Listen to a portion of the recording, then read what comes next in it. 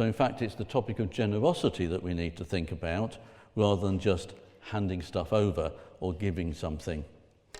What does it mean to be generous? We talk about someone being generous in spirit, which I think is rather interesting because you call these, or someone's called this, soul practices.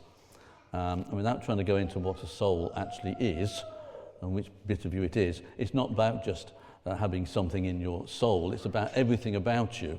It's your whole being needs to become generous in your outlook and in the way that you approach things.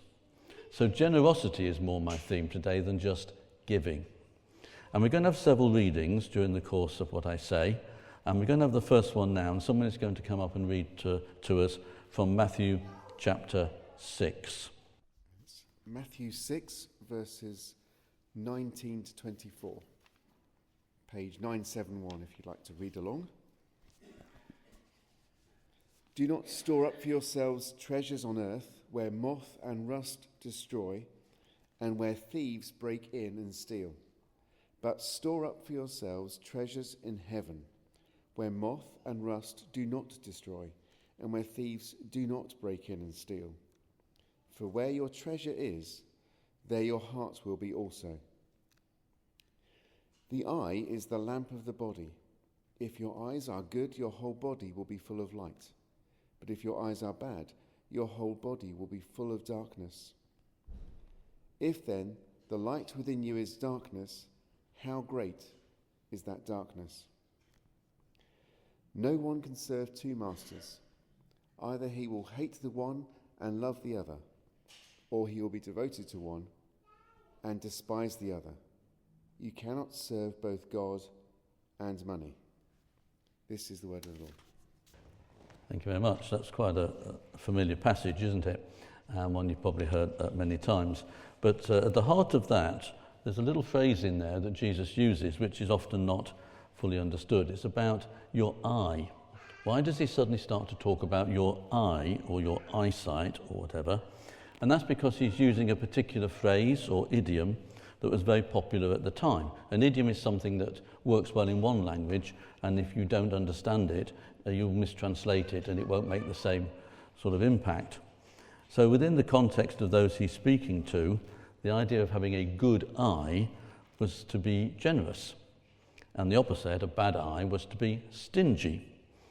And so the use of the eye in this case really is about whether or not you are looking favourably upon someone, or whether you are looking in a different way altogether, unfavourably upon them. A bad eye focuses on you and your needs. A good eye is outward looking, and therefore you regard other people and their needs first. There's lots of examples in the Old Testament where that phrase is actually used, and it should be translated, and often is, as generous or stingy. But the phrase is actually this business about your eye being good or evil. So a good eye means to respond well to what you see with what you have, so that it becomes available to other people rather than being inward looking. We might have other phrases that we use. We talk about being tight-fisted or open-handed, or maybe open-hearted, things like that. So we use other similar phrases to describe whether or not we are generous or not. There's another part of the gospel where, in a parable actually, it says at the end, are you envious because I am generous? Which is literally, are you envious because I am looking favourably upon people? This is the one where the different workers in the vineyard were paid the same amount depending upon, they'd all worked different amounts of time, but they were all given the same, and therefore it caused a bit of a problem. And again, it's about an attitude, your outlook on life, and how you view other people and their needs compared to what you might think about yourself. What stops you from giving, what stops you from being generous, is where you put yourself first. I can't do without this. I've got to have this for myself. I'll give a little bit when I can, or I will make do with passing that bit on or whatever, but that's not being generous, because your eyes are more fixed upon yourself and your own needs and so on. So have a good outlook, if you want to use that word instead of eye. One of the words that came up in that first reading, there's lots of different words, aren't there, for money. We might use different words at different time. Our wealth, our riches, our possessions, our cash, our assets, our capital. We might use all of those words. But the one that comes across very strongly in Matthew 6, that passage, is treasure. And the interesting thing about that word treasure compared to these other words for money is that treasure is also a verb, not just a noun. All the others just are nouns. Okay, you don't money something or wealth something or whatever, but you can treasure something, which shows that it's part of what you do, not just what you have.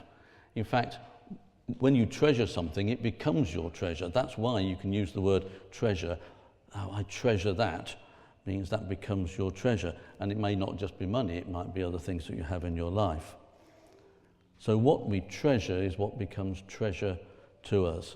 So don't just think in terms of what do I have, because again, this is an attitude of our heart, isn't it? What do I actually treasure? Because where your heart is, that's where you, or what you treasure, that's where your heart is, and so on, vice versa, if you like. But the two things go together. Do you remember the man who found this pearl, and it was of great price, so he decided to sell everything else in order to get this one main thing? Okay, he wanted that as his main treasure in life. So again, that's part of our attitude. I'm sure you've heard before that ultimately we own nothing because God owns everything. Nothing is ours because everything belongs to God. And to claim that we do own something is actually to deny God's ownership over it if we're not careful. God already owns it. So what do we do then? Well, we are simply stewards of these things, or we are, if you like, money managers, or equally of our house, our car, our possessions. Everything that we have is really ultimately God's, and it's only ours to look after and to use for a while. But it's never fully ours if it's always fully God's. So when you get home, here's something you could do. Have a good look around your house, go into every room, look at every single thing that you've got, and see what God owns, because he owns it all. Go around the house and say, God, you own that. You own that. You own that. That gets your mentality going in a better way rather than, oh yes, those are my possessions. Okay, God has never surrendered his claim on our possessions because they are his possessions, first of all. He hasn't even given them up. He's just entrusted us with them for a while. So this stewardship mentality, if you like, you're here to manage his assets for his benefit. You know, a steward had no sense of entitlement over anything that they managed for them. A steward's job was to find out what the owner wanted done with his assets and then carry out his will. That's what it means to be a steward, if you're familiar with that sort of phrase about us being stewards of what God has given to us.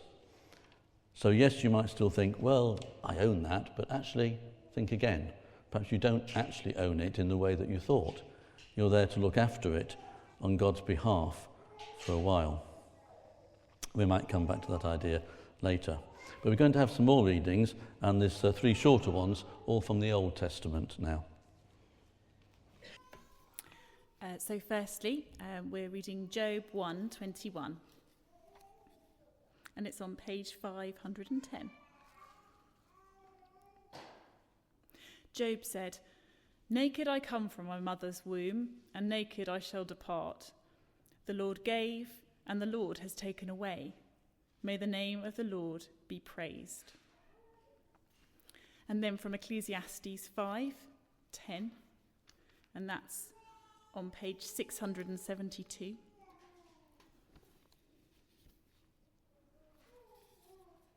Hmm. 671. Whoever loves money never has money enough. Whoever loves wealth is never satisfied with his income. This too is meaningless. As goods increase, so do those who consume them. And what benefit are they to the owner except to feast his eyes on them? The sleep of a labourer is sweet, whether he eats little or much. But the abundance of a rich man permits him no sleep. I have seen a grievous evil under the sun, wealth hoarded to the harm of its owner, or wealth lost through some misfortune, so that when he has a son, there is nothing left for him. Naked a man comes from his mother's womb, and as he comes, so he departs. He takes nothing from his labour that he can carry in his hand. And finally, Proverbs 23, verse 4. And that's on page 658. Do not wear yourself out to get rich. Have the wisdom to show restraint. Cast but a glance at riches, and they are gone, for they will surely sprout wings and fly off to the sky like an eagle. Thank you. You almost burst out laughing there, did you? I mean, it is amusing, and the book of Proverbs can be very, very funny at times. And I hope those verses really spoke for themselves. I'm not sure I need to say very much. But we start with the one in Job, which, as you're probably aware, when you're born, you're absolutely naked, and when you die, or by the time they're finished with you, then, except for wearing a shroud perhaps, you're also naked. So if you want to sort of get a hang of where you are in between of that, every time you are naked and you look in the mirror, that's how you were, and that's how you're going to end up. And that should be where your attitude towards your possessions is. Naked I was born, and naked I will die. Someone's put it another way, that there's one common thing about swaddling clothes and grave clothes. They don't have any pockets. So when you're wrapped up at first, when you're born, and when you're wrapped up at death, there's no pockets. I bet everybody at the moment has got pockets, have you? You're all dressed in such a way you've got pockets. That's so you can put stuff. And of course you need to. I'm not announcing that. Please don't think I'm expecting you to take all your clothes off at this point. Please. But I did say when you get home. But it's an important way, again, of getting your... I've overdone it, never mind. Getting your mentality right sometimes. Okay, when you just look at yourself without anything else around you, then maybe that make you think, oh, right, that should remind me about this. And I do love that little bit from Proverbs where you've got things that are suddenly going to fly away from you. They sprout wings. Just imagine everything you think you own and everything you think you've got, just imagine it suddenly sprouting wings and disappearing. How would you feel about that? What's it about? And Ecclesiastes is another key thing about making sure your possessions don't possess you. They can become a weight upon us, and I think it said something there about how, rich people can really struggle with this because the more they have, the greater the hold these things have on them. Your possessions can possess you, so you must hold them lightly. I think someone said that I used to envy the rich until I saw all their security systems, because they're desperately trying to hold on to it. So the richer you are, the more you're worried about losing what you actually have. So it's about not worrying, isn't it? They used to put things in pharaohs' tombs and other places where they're buried, and put them in mummies and so on, as though somehow you can take stuff with you into the next world. It didn't work, by the way, in case you're thinking of doing that. You can't. You can't take anything with you, but you can send it on in advance. By using it wisely and well now, you actually can store up treasure in heaven in that way. So bear that in mind from what actually Jesus said there. When it comes to stuff and attitudes towards stuff, can I make a suggestion that one day, have a day out and have a trip and go out to the tip. Spend a day at the tip. Well, maybe a day's a bit too long, but you see what I'm going to say? Go and see where stuff ends up. The stuff that you once bought and thought was wonderful, the stuff that you thought was absolutely what you needed, one day it's going in the tip. Even your nice new car that you've just got, one day, hopefully several years away, what will happen to it? It'll go to the scrapyard. It'll be squashed up or whatever they do these days and recycling it. Okay? Going to the tip, and maybe you just don't want to spend a whole day there, but it's just an idea that you actually think, where does stuff eventually end up? It's junk in the end. So you look after it now, but bear in mind what ultimately is your real treasure. You can send things on in advance by using what you have now wisely and well on behalf of others. And God will help you to look after that. Make God your heavenly banker. Make him the one in charge of your assets, not Lloyd's. Well, you can't now, they've closed, but most banks are. But what I'm trying to say is, obviously, whatever you use in terms of institutions and so on, make sure that God is ultimately the one that looks after your money for you. Switch your investments to the bank of heaven. And every time you get your bank statement, although these days you probably have to do it online, they don't bother to send you anything, but every time you have a think about what have I spent this month, whether it's on your credit card or whatever, ask yourself this: how have I spent God's money? Because remember, it was his anyway, not yours. How have I spent God's money? Another interesting thing, and I'm just trying to give you some pointers here as to how you can help your attitude away from the sort of acquisition of things to being more generous and so on, is that when you visit and go and stay in another place, let's say it's a hotel, go around a hotel room, it's just a temporary place, isn't it? You use the stuff that's in the hotel room, but you don't take it away with you. Well, you shouldn't take it away with you, let's put it like that. But it is a temporary place for you to use while you're there. It's not the same as your home. So how do you treat your home then? Yes, not quite the same as a hotel room, but it's still only a temporary place with things in it in which you know ultimately you can't take with you. Someone has said, he is no fool who gives up what he cannot keep to gain what he cannot lose.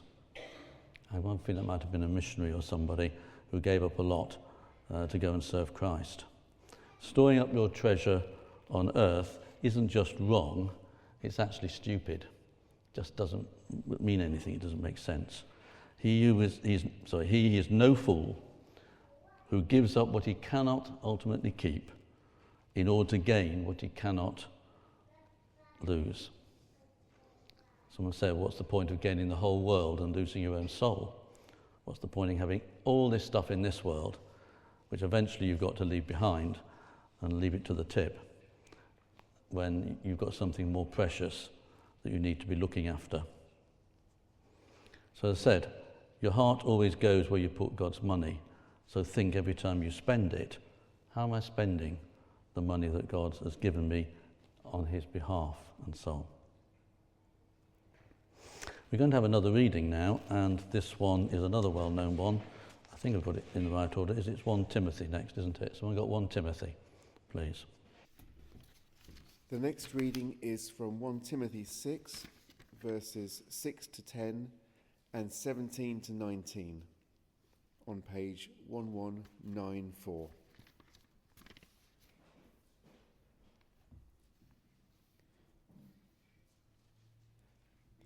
But godliness with contentment is great gain, for we brought nothing into this world, and we can take nothing out of it. But if we have food and clothing, we will be content with that. People who want to get rich fall into temptation and a trap, and into many foolish and harmful desires that plunge men into ruin and destruction. For the love of money is a root of all kinds of evil. Some people, eager for money, have wandered from the faith and pierced themselves with many griefs. And verse 17, command those who are rich in this present world not to be arrogant, nor to put their hope in wealth, which is so uncertain, but to put their hope in God, who richly provides us with everything for our enjoyment.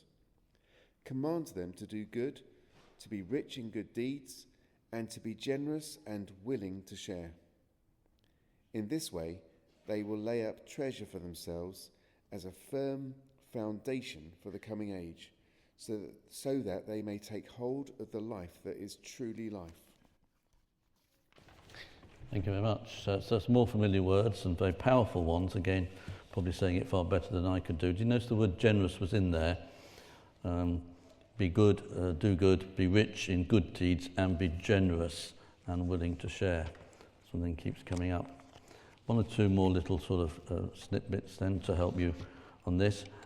I think we all know that in the world around us, materialism is now very strong, isn't it? Everyone's panicking at the moment about the economy and so on because of new tariffs and taxes and stock markets crashing and all the rest of it, because it seems to be a threat to our materialistic way of living. And consumerism is a bit like a fever. In fact, it's been called affluenza. And we need an antidote. We need a remedy to deal with that kind of feverishness about getting more, having more, consuming more, and so on. And the antidote, of course, is giving. And what God has for us is a higher purpose for the things that we have than just my affluence. Giving affirms God's lordship over our lives because it exalts him and dethrones me. It breaks that sense of, who am I serving, God or mammon? Well, the more you give, the more you're released from what might be called the spirit of materialism or mammon. And the more you give it now, the better it will be. Now, I know some of us, we do have to save up for things. There'll be times when we need to look ahead and plan very carefully and so on. And I know when you've got families, you have to put things in your will to look after them later. But maybe sometimes it's better to do your giving while you're living, rather than wait until you're late. I'll put it like that as a stark reminder of it. But it's actually the giving of it now into needs that exist now is what's needed. Because it's really a matter of how soon do you want to receive God's blessing. It's never wrong to give now, whereas it might be wrong to wait and give later. It's a judgment that we have to make with everything that we do, and so on. But God does reward our acts of giving while we're still living. In fact, death is the last chance you have to give anything, because it's all now got to go somewhere else. And I'm not really sure you could call that proper giving, just because you've left something in your will. Now, I'm not saying you have to all go out and change your wills and make sure that people don't have anything. But do your giving while you're living, I think, is a neat little phrase. And then there's the word prosperity. It's a word that's often thrown around. You know, you're prosperous, or how much do you have that's prosperity? The actual Hebrew word is based upon not what we have, but what we give away. The idea of being prosperous in Hebrew is that you are giving something away. The more you give away, the more prosperous you are. That's what prosperity is about. It's about giving something. That's biblical. God will prosper you, but not to raise your standard of living, but to raise your standard of giving. That's what true prosperity is. And if you want to experience that, then the more you give, the more God will say, you're a prosperous person. That's good. And he'll probably raise your standard of giving even more. Suppose there's two people, and one has £1 million, and someone else only has £100. That is a problem. In fact, it isn't. It's two problems. The person that's got £1 million, way more than he needs, is another problem compared to the one who only has £100 and not enough. We probably tend to see only one problem, someone who doesn't have enough. But actually having too much is another problem. But both those problems are solved in the same way. When the person who's got more than he needs gives to the person that doesn't have enough. You can solve both problems in one go with the same way. Now notice I'm not saying that someone gives the whole £1 million over to someone else, otherwise all you've done is swap the problem round and you've just got a different rich person, a different poor person. That's not what this is about. Otherwise then it has to go back again, because then that person's got to give it back to the other one and you end up just getting nowhere and all that. But it's about not having inequality where one person has got loads more than they need and someone is living on the breadline on that. You can solve both problems in the same way. I want to tell you about Alfred Nobel. Now, Alfred Nobel, I don't know if you know this about him, but he invented dynamite. You know that? invented dynamite, Alfred Nobel. It made him very, very wealthy. And one day over breakfast, he opened his newspaper and he got quite a shock. He read his own obituary. That made sure he was awake. Now, of course, it was an error. What had happened is his brother had died and the editor had got a bit muddled. You really don't want that over your cornflakes, I'll assure you. But what he read, remember he'd invented dynamite, what he read was, "The merchant of death is dead. A man who had become rich by helping people kill each other." Wow, that was his obituary. It shook him. And he began to think carefully about his life. And when he did die 8 years later, he had a very different legacy. He decided, I've got to rewrite this obituary before it's real. And when he did die 8 years later, he had left over $9 million, that was a lot in those days, a great deal, to fund something that we have all heard about, and that's the Nobel Prizes. And that now is his obituary, that's his legacy, if you like. We know him more as the founder of the Nobel Prizes and the funding to give for people to do that, rather than the fact that he invented dynamite, although you can't wipe away that sort of thing. Now, not many of us will wake up one morning and read our own obituary, but again, I'm trying to give you things to think about here. Just imagine that tomorrow morning you did. Or in fact, just imagine that it's coming up soon, and I'm not trying to scare you and all that. What kind of obituary would people write about you? Or to put it more simply, would the word generous be in your obituary? He was a generous person, she was a generous person, and so on. So that's one way to guide our thinking, I think, in the right sort of way. We'll have another reading, and it's some more from the New Testament. It's from 2 Corinthians, and there's two fairly long passages. Whoever's got that, please. Thank you.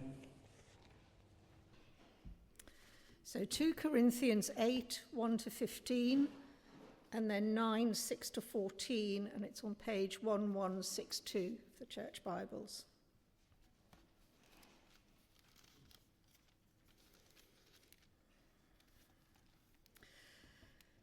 And now, brothers, we want you to know about the grace that God has given the Macedonian churches. Out of the most severe trial, their overflowing joy and their extreme poverty welled up in their rich generosity. For I testify that they gave as much as they were able, and even beyond their ability. Entirely on their own, they urgently pleaded with us for the privilege of sharing in this service to the saints. And they did not do so as we expected, but they gave themselves first to the Lord and then to us in keeping with God's will. So we urge Titus, since he had earlier made a beginning, to bring also a completion this act of grace on your part. But just as you excel in everything, in faith, in speech, in knowledge, in complete earnestness, and in your love for us, see that you also excel in this grace of giving. I'm not commanding you, but I want to test the sincerity of your love by comparing it with the earnestness of others. For you know the grace of our Lord Jesus Christ, that though he was rich, yet for your sakes he became poor, so that you, through his poverty, might become rich. And here is my advice about what is best for you in this matter. Last year you were the first not only to give, but also to have the desire to do so. Now finish the work, so that your eager willingness to do it may be matched by your completion of it according to your means. For if the willingness is there, the gift is acceptable according to what one has, not according to what he does not have. Our desire is not that others might be relieved when you are hard pressed, but there might be equality. At the present time, your plenty will supply what they need, so that in turn their plenty will supply what you need. Then there will be equality, as it is written, he who has gathered much did not have too much, and he who gathered little did not have too little. And chapter 9, verse 6. Remember this, whoever sows sparingly will also reap sparingly, and whoever sows generously will also reap generously. Each man should give what he has decided in his heart to give, not reluctantly or under compulsion, for God loves a cheerful giver. And God is able to make all grace abound to you, so that in all things, at all times, having all that you need, you will abound in every good work. As it is written, he has scattered abroad his gifts to the poor. His righteousness endures forever. Now he who supplies seed to the sower and bread for food will also supply and increase your store of seed and will enlarge the harvest of your righteousness. You will be made rich in every way, so that you can be generous on every occasion. And through us your generosity will result in thanksgiving to God. This service that you perform is not only supplying the needs of God's people, but is also overflowing in many expressions of thanks to God. Because of the service by which you have proved yourselves, men will praise God for the obedience that accompanies your confession of the gospel of Christ, and for your generosity in sharing with them and with everyone else. And in their prayers for you, their hearts will go out to you, because of the surpassing grace God has given you. Thanks be to God for his indescribable gift. Thank you. And again, don't the scriptures speak to us far more than I can do? Anyway, do you notice the amount of times the word generosity came up in some of those? And I loved the bit earlier about see that you also excel in this grace of giving. The grace of giving and having a generous heart and so on. So the final bit I really want to say, and it's interesting that you mentioned earlier about your giving as a church, which is highly commendable, and you said something about it, you gave your 10% and then you added another 6% onto it. And I thought I might just say something on that. I wasn't sure whether to, but you prompted me to do that. The tithe, as we call it, was designed for a different covenant to ours. It was designed to support a priesthood in the old covenant ways of doing things. It's not the same today. So although there's nothing wrong with 10%, please don't think of it as that's it, because the problem with the tithe is it was a duty, it was almost like a tax. You give that and then you think, I've done that and the rest is mine.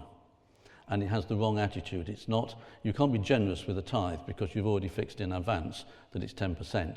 In fact, if you really want to do Old Testament tithing, be aware that there are 3 different tithes and they total about 23%. So, fine, go ahead, make it 23%, whatever. But I think the point is that whenever you think you've given enough, there's always more. Or even if you put any kind of percentage on it, don't make that a sort of limit, because that's not what it's all about here. It's not generosity in that sense. So although, as I say, I'm not putting against 10% as a particular amount, it's a nice, easy calculation to do. But there is a reason why that process that happened under the Old Covenant and the Old Priesthood was not repeated in the New Testament. You're not told there to do it in exactly the same way. In fact, it's got to be a lot more, if you like, because of what God has given to us. There's something else I'll say. I tried this with a small group, and I was wondering whether to try it here, and decided no, it wouldn't quite work. So we'll do it as a sort of thought experiment that you might like to try when you get home.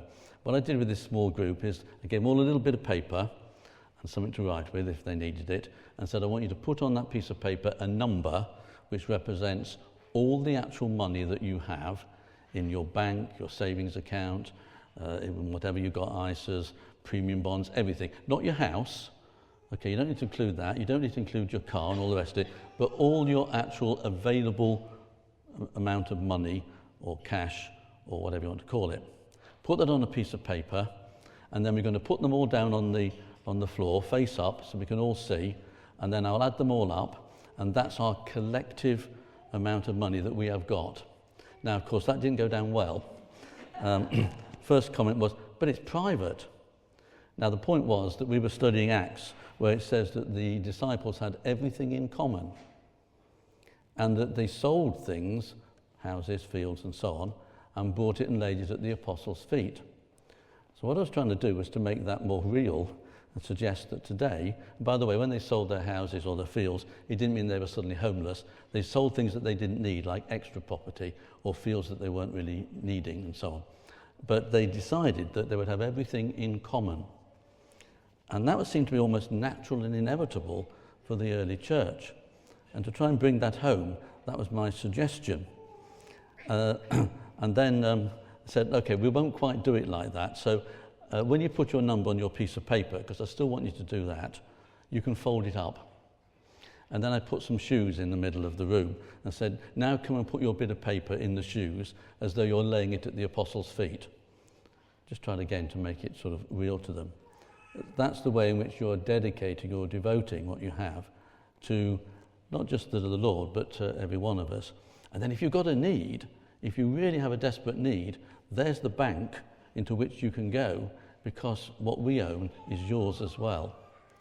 Now, as I say, that was meant to be an illustration, and I did promise them that when I took my shoes back home, I would not look at all the bits of paper and I would destroy them. And I kept my word on that, obviously, because I wasn't trying to be awkward like that. But I just wanted it to be some kind of illustration. Now, maybe when you get home, one of the things you might like to do, get yourself a bit of paper, think about all the money that you've got that is actually available, write that figure down. It might be little, it might be a lot. Doesn't matter really. And then put it somewhere as though you've laid it at the apostles' feet, or perhaps more significantly for us, you've given it over to the Lord so that he can tell you where it goes. And that's the best I think I can offer in terms of what they did in those days. So we won't do it now, but I do think you might want to do that as part of your, let's get your attitudes changed a little bit. So I'm going to end in a moment with something that says this: we are most like God when we are giving. Think all that God has given to us, and in particular Jesus. We are most like God when we are giving. Gaze upon Christ long enough, and you will become a giver. Give long enough, and you will become more like Christ. And I think we'll end with that thought.